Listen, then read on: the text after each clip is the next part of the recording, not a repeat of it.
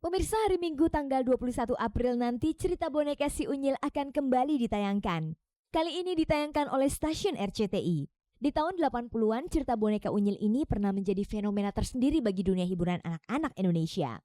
Saat itu Unyil diproduksi PFN dan ditayangkan di TVRI dalam tampilan cerita-cerita yang syarat dengan pendidikan. Tokoh si Unyil yang ditampilkan saat ini memang tidak berbeda jauh dari yang terdahulu.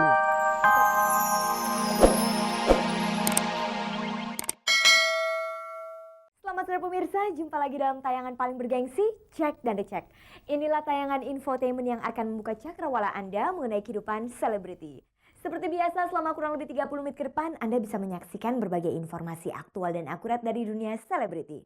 Karenanya tetaplah bersama saya Fani Rahmasari dalam tayangan paling bergengsi ini. Isu keretakan rumah tangga Ira Rizwana dengan pebasket Ali Budimansyah mengiringi kelahiran putra pertama mereka, Akbar Gibrani. Benarkah Ira akan segera bercerai dari Ali Budimansyah? Film boneka si Unyil yang pernah ditayangkan TVRI di tahun 80-an akan kembali ditayangkan oleh RCTI Minggu 21 April nanti. Kali ini dengan setting dan karakter yang agak berbeda dari sebelumnya. Simak komentar sejumlah artis tentang film boneka si Unyil itu. Enno Lerian dan Puput Melati yang bersahabat dikabarkan terlibat cinta dengan pria yang sama. Pria yang dimaksud itu adalah Pongki, vokalis Cikustik. Rabu 17 April lalu Wulan Guritno merayakan ulang tahunnya yang ke-21 di Mana Lounge, Jakarta. Keesokan harinya, Kamis kemarin, sang suami Atila merayakan ulang tahunnya di rumah dengan acara sederhana. Atila hanya menyelenggarakan selamatan. Bukan berita bahagia yang terdengar saat artis Ira Rizwana melahirkan anak pertamanya di Kudus, Jawa Tengah tanggal 30 Maret lalu. Tapi sebaliknya, yang muncul adalah berita yang memprihatinkan. Ira Rizwana dan suaminya Ali Budimansyah dikabarkan akan segera bercerai. Pemirsa, artis Ira Rizwana baru saja melahirkan seorang anak laki-laki pada tanggal 30 Maret lalu. Ia menamakan buah hatinya itu Akbar Gibrani. Berbeda pada umumnya, di mana bagi pasangan suami istri merupakan saat-saat yang bahagia ketika menerima kelahiran anak pertamanya, sebaliknya Ira justru menjauh dari suaminya saat melahirkan Akbar. Ira melahirkan di Rumah Sakit Kudus di daerah Kudus, Jawa Tengah. Menurut pengakuannya, Ira tengah ingin menenangkan diri dari kemelut rumah tangganya. Memang sejak usia kandungannya berusia 8 bulan, Ira Rizwana pergi meninggalkan suaminya pebasket Ali Budimansyah. Ira lebih memilih tinggal di rumah orang tuanya di Bogor dan kemudian memutuskan melahirkan di tempat sang adik di Kudus, Jawa Tengah. Kini Ira sudah kembali ke rumah orang tuanya di Bogor. Tapi hingga saat ini, suaminya Ali Budimansyah belum juga datang menjenguk Ira dengan anaknya. Isu yang muncul justru kian memprihatinkan. Kabarnya Ira dan Ali akan segera bercerai. Mengenai kebenaran berita itu, Cek dan Ricek mencoba mengkonfirmasikannya kepada Ira Rizwana. Pada intinya gue mau yang terbaik dan apapun yang terjadi sama gue nanti itu insya Allah yang terbaik. Dan itu memang jalannya dari Tuhan, udah memang harus begitu gitu. Apakah itu berarti Ira memang siap untuk berpisah dengan Ali untuk selamanya? Sedang diusahakan bagaimana caranya cari jalan yang terbaik gitu loh buat aku sama Budi gitu loh. Jadi memang sedang berusaha untuk saat ini gitu. Jadi aku juga belum bisa ngomong banyak. Pada intinya saya tidak akan menjelekan dia dan saya harap dia juga begitu karena kita berdua dulu pernah saling cinta, pernah saling sayang. Jadi kayaknya kalau ngejelek-jelekin atau gimana-gimana nggak pantas lah ya gitu. Tapi kabarnya Ira pernah meminta agar Ali menceraikan dirinya. Gue pernah memang ngomong karena gue udah nggak tahan banget ya udahlah gitu loh. Cuman mungkin pada saat itu kan gue lagi emosi ya, mungkin emosi. Terus dia juga ya mungkin orang pernah kilaf ya. Gue sih 5 kali, nggak sampai 5 kali deh kayaknya. Gue cuma bilang yaudah deh kita pisah dulu, kita introspeksi diri dulu gitu. Nggak yang gue gitu, minta cerai dong gitu, enggak. Sebenarnya bagaimana hubungan Ira dan Ali Budimansyah saat ini? Aku akan kasih tahu semuanya nanti gitu. Tapi kalau untuk masalah keluarga gue kayaknya gue nggak usah kasih tahu ke orang gitu loh. Emang kenapa gitu? Apa orang harus tahu apa yang terjadi antara gue sama Budi? Itu kan enggak gitu.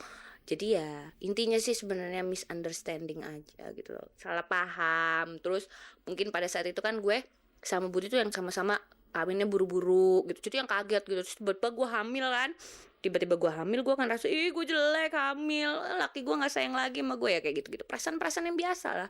Cuma mungkin gue nanggepinnya kurang bisa dan Budi juga nanggepinnya kurang bisa. Kita sama-sama ya sama-sama baru kawin kan, masih sama-sama yang esmosa gitu kan, jadi ya udahlah gitu. Sejak Ira kembali ke rumah orang tuanya setelah melahirkan, apakah ia sudah pernah bertemu dengan Budi?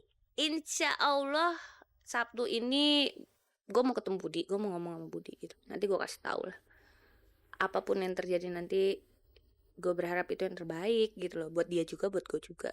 Jadi itu berarti sejak melahirkan lalu Budi belum pernah menjenguk Ira dan anaknya? Belum, sibuk kan dia, gue tau lah, gue ngerti gitu loh. Maksudnya sebenarnya sih gue kalau untuk urusan basket gue sangat-sangat mengerti lah. Gue tahu kok, gue sadar gue makan duit dari basket.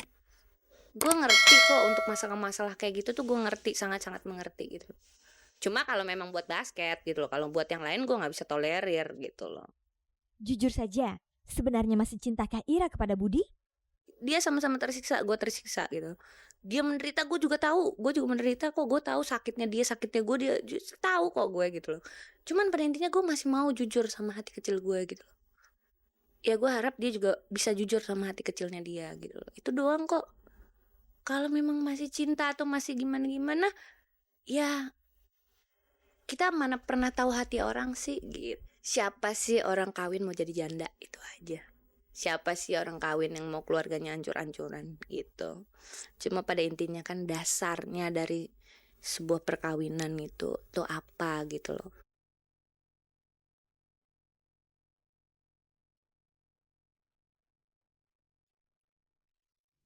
Film Boneka Si Unyil yang pernah ditayangkan di TVRI pada tahun 80-an kembali diputar di RCTI.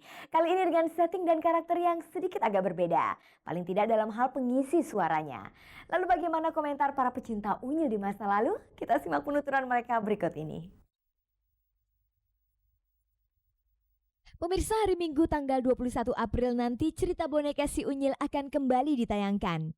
Kali ini ditayangkan oleh stasiun RCTI. Di tahun 80-an, cerita Boneka Unyil ini pernah menjadi fenomena tersendiri bagi dunia hiburan anak-anak Indonesia. Saat itu Unyil diproduksi PFN dan ditayangkan di TVRI dalam tampilan cerita-cerita yang syarat dengan pendidikan. Tokoh si Unyil yang ditampilkan saat ini memang tidak berbeda jauh dari yang terdahulu. Jika dulu settingnya pedesaan, kini Unyil masuk kota pinggiran. Selain itu Unyil sekarang didesain lebih ekspresif. Hanya saja dalam konsep acaranya dibuat lebih inovatif, misalnya sesekali Unyil akan ditemani oleh selebriti.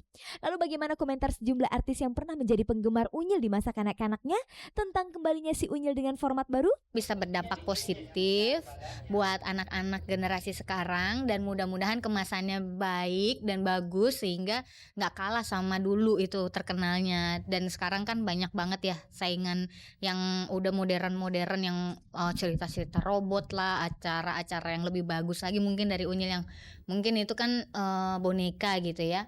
Tapi ya mudah-mudahan itu semua nggak kalah gitu. Materinya mungkin jangan sampai seberat yang dulu kali ya. Waktu itu kan sempet yang materinya galakan KB, galakan apa yang kayak gitu. Maksudnya kalau bisa disesuaikan dengan pikiran anak-anak yang jadi target marketnya. Itu kan konsumsi untuk anak-anak, lebih banyak kecenderung ke anak-anak. Tapi anak-anak sekarang kan udah lebih pintar-pintar daripada anak-anak zaman dulu saya misalnya. Jadi pastinya mungkin materinya lebih dimatangin, tapi tetap jadi satu konsumsi hiburan yang mendidik gitu. Dulu juga berasanya gitu, konsumsi hiburan yang mendidik. Dia harus menggunakan teknologi yang modern juga gitu. Seperti kalau kita lihat Sesame Street dan sebagainya di Amerika, terus ada Bonju di Indonesia dulu ya, itu kan bonekanya bisa bergerak, matanya bisa naik turun. Kalau Unyil itu kan dulu kalau nggak salah cuma kepala sama tangan nih gini doang kan kalau nggak salah kan. Menurut mereka sosok siapa yang paling menarik dalam cerita Boneka Si Unyil dulu? Sama Ableh. Ableh lucu banget.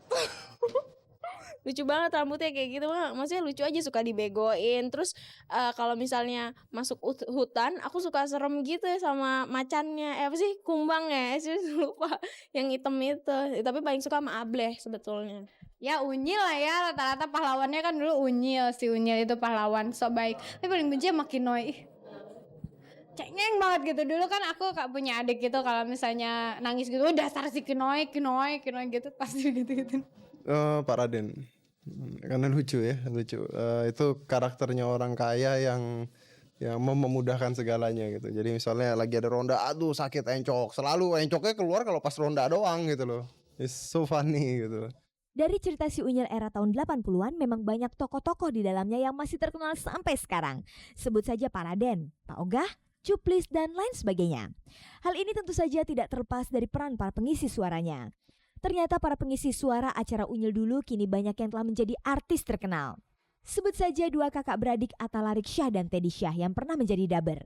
Siapa sebenarnya orang di balik tokoh-tokoh unyil itu?